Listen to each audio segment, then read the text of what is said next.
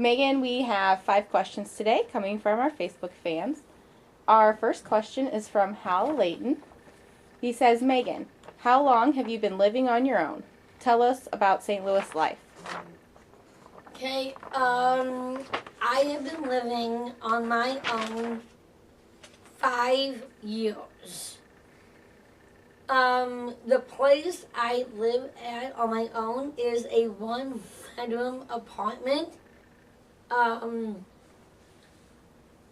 We have another big lounge area with our own home theater, computer lab, library/meeting room that we use, and of course we do have the wing, which is actually adjacent to the staff offices, and that is the place where I live at. All right, our next question is from Todd Perry. First of all, he says he loves your video blog, Megan. He'd like to know, between your service work, your job, and your personal relationships, how do you manage the demands on your time socially and professionally? Well, the people I live with, we all hang out. We are all friends, even though I have friends of my very own. With that, I love to do many things, just like you. So whatever you do, I do, and whatever you do, by hanging out, I do the same thing. And that is the one thing that we have in common. But another thing that we have in common is that you have a job. Oh, I have a job as well. And I think that people with disabilities really, they should not have a job, but I think that they, even though they shouldn't have a job, they should. Because we need to go out there, we need to make a difference in today's world. So if we don't have a job, go out there and get a job and see what we can do. Our next question is from Janelle Dawn Tegmeyer. He says, Hi Megan, my question for you this week is, who would you say is the greatest role model in your life and why?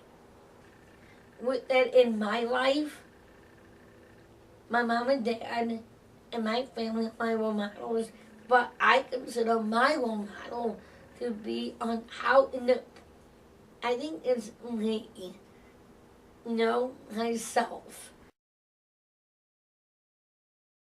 Our next question is from Dawn Freeman Schulte. She says, Hi Megan, I work in healthcare and want to know how to make my staff more aware of challenges faced by those with Down syndrome and how we can make our services open and welcoming to those people. By being a self-advocate, I go out to different schools during University Week that they have, and I go and I give presentations, and those presentations have to do with the disability I have. I can remember one class that I went in to give a presentation has everything to do about health care. These are people that are interested in the pharmacy work, and the whole reason why they want me there is what happens if they come across a person that has a disability, and that is a very good question to ask, and I think my answer to you is that knowing that you are in healthcare, just look at us and see what you think and how you feel and put yourself in our shoes and That is the best part of healthcare. And you just look at us and find it within to make the best judgment call that you can possibly make. Our last question this week is from Jennifer Gardner Buchholz. She says, Megan, what drove you to become such a self-advocate and an advocate for other people with disabilities? Well, like I said, what really matters is what comes from within. I think that is exactly probably why I am a self-advocate. You know, I don't become a self-advocate. It comes from within and within you, you know. And that's what matters the most. And what matters the most, that is exactly why probably I'm a self-advocate.